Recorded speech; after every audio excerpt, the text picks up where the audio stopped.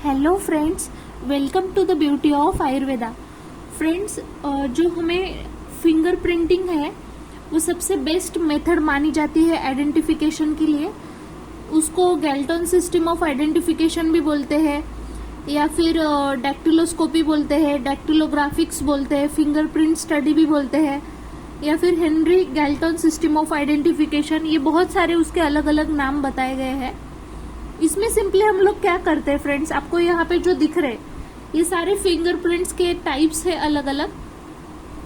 तो इसमें हम लोग क्या करते हैं, जो भी पैपिलरी या फिर एपिडर्मल रीजेस रहेंगी, ठीक है, on the tip of the thumb या फिर फिंगर, वो स्पेसिफिक जो एक पैटर्न में रहता है उसी की हम लोग स्टडी इसमें करते हैं।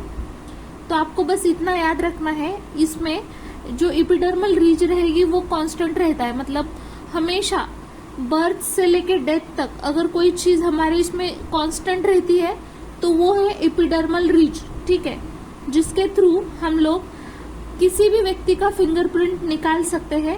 आपको एक बात पता होना चाहिए, ये जो फिंगरप्रिंट है वो कभी भी इनहेरिट नहीं होता है। और अगर ट्विन की बात करें तो ट्विन के लिए जो है डीएनए फिंगरप्रिंटिंग सेम होता है, लेकिन जो फिंगरप्रिंटिंग जो है वो अलग होता है। तो आपको ये चीज याद रखनी है, ठीक है। डीएनए जो भी प्रोफाइलिंग हम लोग बोलते हैं वो सेम रह सकती है, पर उनके लिए फिंगरप्रिंटिंग कभी सेम नहीं रहती है, ठीक है। इसलिए इसको सबसे बेस्ट मेथड माना जाता है।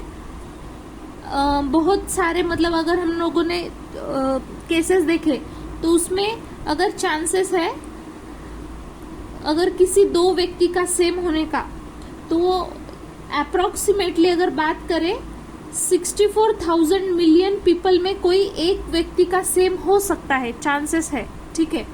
तो ये तो मतलब बहुत ही बड़ी चीज हो गई कि 64,000 मिलियन पीपल में किसी एक व्यक्ति का ये सेम हो सकता है।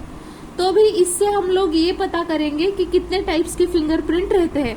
तो आपको सिंपली 4 टाइप्स इसमें याद रखना है। एक रहता है आर्क रहता है, ये वाला देख सकते हैं आप लोग, आर्क वाला है। इसमें लूप है जिसमें ये देख सकते हो लूप, ठीक है। रेडियल, एक अल्नार लूप रहता है और रेडियल, इसको हम लोग कैसे पहचानते हैं वो भी मैं आपको बताऊंगी। उसके बाद ओरल बोल के जो रहता है वो भी याद रखना है, WHORL ओरल। और लास्ट वाला कंपोजिट, कंपाउंड, मतलब जिसमें सारे मिक्स रहेंगे। तो सबसे पहले हम लोग देखेंगे आर्क के बारे में।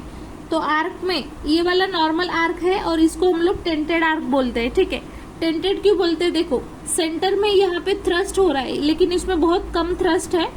ये जो सेंटर पार्ट है, जो उठा हुआ पार्ट है, ठीक है, वो नॉर्मल इसको हम लोग आर्क बोलते हैं। और जिसमें बहुत ज्यादा उठा हुआ पार्ट रहता है, मतलब हम लोग सिंपली ऐसे बोल सकते हैं कि जिसमें थोड़ा सा ज्यादा क्या बोलते हैं हम लोग उसको, मेडियल थ्रस्ट अगर हाई है तो उसको हम लोग बोलते हैं टेंटेड आर्क, ठीक है। ये आर्क के 2 हो गए। उसके बाद हम लोग सेकेंड के ऊपर आते हैं लूप। लूप मतलब क्या रहता है, ये सबसे कॉमन टाइप रहता है। आपने देखा होगा ये वाला जो है सबसे कॉमन रहता है, 65 to 67% लोगों में ये पाया जाता है। इसमें जो रहता है ये वाला जो देख रहे हो आप लोग, डेल्टा है, इसको डेल्टा बोलते हैं। और सेंटर वाला जो रहता है उसको कोर बोलते हैं, ठीक है।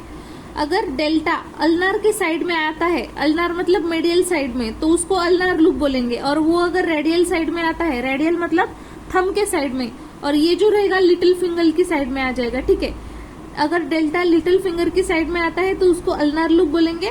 और अगर डेल्टा जो है थंब के साइड में अगर आता है तो उसको हम लोग रेडियल लूप बोलेंगे, ठीक है। तो आपको ये याद रखना है। उसके बाद हम लोग नेक्स्ट जो है ओरल के ऊपर आते हैं, ठीक है। ओरल में क्या रहता है, ये वाली जो फिगर देख रहे हैं फ्रेंड्स, पहले हम लोग उसके बारे में पढ़ लेते हैं। इसको हम लोग ट्विन लूप बोलते हैं, जिसमें ज्यादा लूप प्रेजेंट है, ये दिख रहा है। अगर ये जो रीज रहेगी वो अगर लैटरल साइड में है तो इसको हम लोग लैटरल पॉकेट लूप बोलते हैं।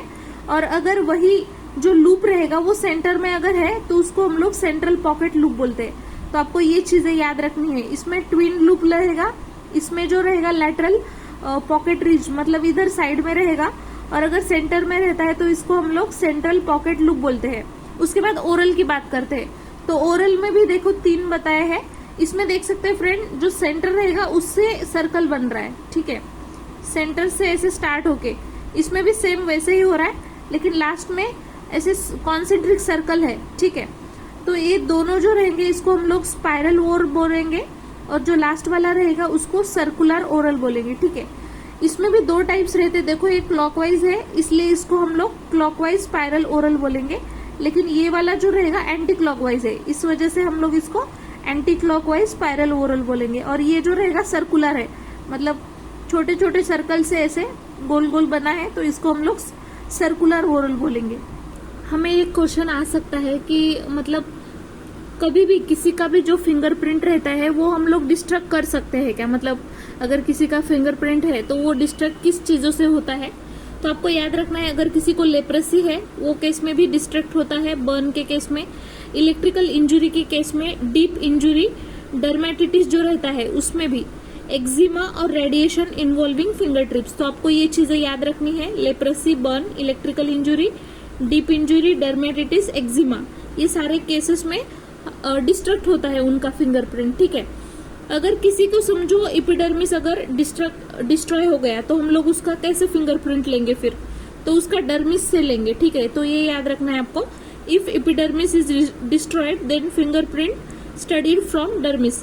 अगर फिंगरप्रिंट किसी का श्रिव हो गया है, ठीक है, श्रिविल्ड, तो उस केस में हम लोग 20% जो एसिटिक एसिड है उससे हम लोग लेंगे। अगर किसी का फिंगरप्रिंट मम्मीफाइड हो गया है तो हम लोग इंजेक्ट करेंगे लिक्विड पैराफिन उसमें, ठीक है। अगर किसी का फिंगर टिप हार्ड हो गया है, ठीक है, तो उस केस में हम लोग अल्कलाइन जो सोल्यूशन रहेगा उसमें देंगे, ठीक है। तो आपको ये याद रखना है, अल्कलाइन सोल्यूशन। उसके बाद अगर कलर्ड सरफेस है, ठीक है, कलर्ड सरफेस के केस में क्या करेंगे हम लोग, जो डस्टिंग रहेगी डार्क पाउडर से हम लोग करेंगे। उसके बाद ऑब्लिक लाइटनिंग से भी कर सकते हैं। अगर किसी के क्लोथ पे या फिर वुड पे अगर है तो उसके लिए हम लोग 5% सिल्वर नाइट्रेट सोल्यूशन लेंगे, ठीक है, and develop with sodium thiosulphate, ये भी याद रखना है आपको। पेपर पे अगर है तो उसको कैसे लेंगे हम लोग, या तो ऑस्मियम टेट्रोक्साइड या फिर आयोडीन के वेपर्स रहेंगे वो लेंगे, और उसके बाद फोटोग्राफ लेंगे, ठीक है। उसके बाद जो है वर्निश्ड सरफेस अगर कोई है तो उससे हम लोग एल्यूमिनियम पाउडर से ले सकते हैं। ऑटो रेडियोग्राफी भी है जिससे हम लोग ले सकते हैं। मेडिको लीगल क्या एस्पेक्ट है जिसकी वजह से हमें ये सब पढ़ रहे हैं, तो सबसे पहले है आइडेंटिफिकेशन ऑफ एनी इंडिविजुअल, मतलब कोई भी इंडिविजुअल को आइडेंटिफाई करने के लिए हम लोग यूज कर सकते हैं। Identify the child's of fingerprint found at the scene of crime, अगर कोई क्राइम हुआ है तो वहां पे हम लोग किसी के फिंगरप्रिंट अगर हमें मिलते हैं तो हम लोग इजीली उस केस को सॉल्व कर सकते हैं। To identify the criminal, to identify the lost adult, to identified print on weapon, अगर कोई वेपन किसी ने यूज किया है उसके ऊपर भी हम लोगों को प्रिंट्स मिल सकते हैं। To identify the dead bodies, to identify the decomposed bodies, to identify the mutilated bodies. To avoid impersonation, impersonation मतलब क्या रहता है कि अगर कोई पर्सन है, when a person pretend to a someone they are not, मतलब वो है नहीं लेकिन वो प्रिटेंड कर रहा है कि वो मैं ही हूँ, ठीक है, उस केस में भी। जो लेफ्ट थंब इम्प्रेशन है सभी को पता है, जो भी इलिटरेट रहेंगे उनके लिए, मतलब वो एज अ साइन जैसे हम लोग सिग्नेचर लेते हैं उस वैसे ही उन लोगों का हम लोग लेफ्ट थंब इम्प्रेशन लेते हैं। और ये याद रखना है, कैन इवन बी ट्रांसमिटेड और कंप्यूटर,